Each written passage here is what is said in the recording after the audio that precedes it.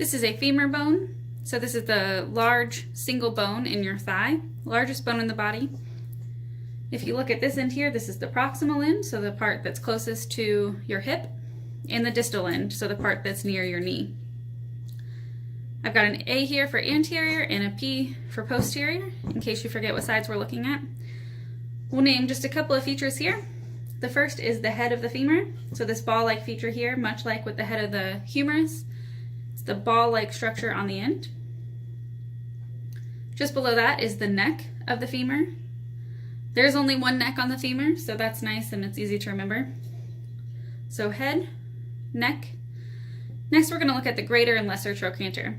And those are those two. I'm going to flip it over, so keep that in mind when you're looking at these symbols. So this is anatomical position, and I'm going to roll it a little bit. So we're looking at the lateral side now.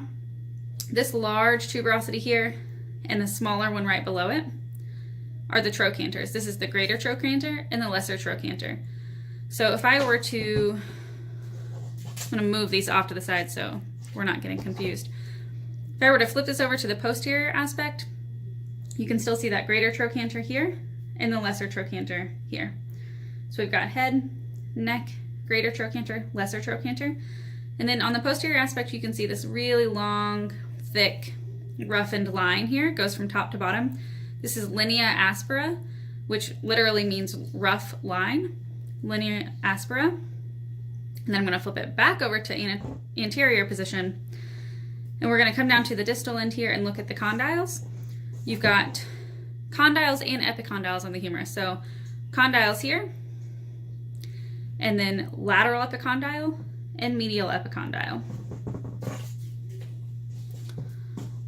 So just to refresh, head of the femur, neck, greater trochanter and lesser trochanter, linea aspera,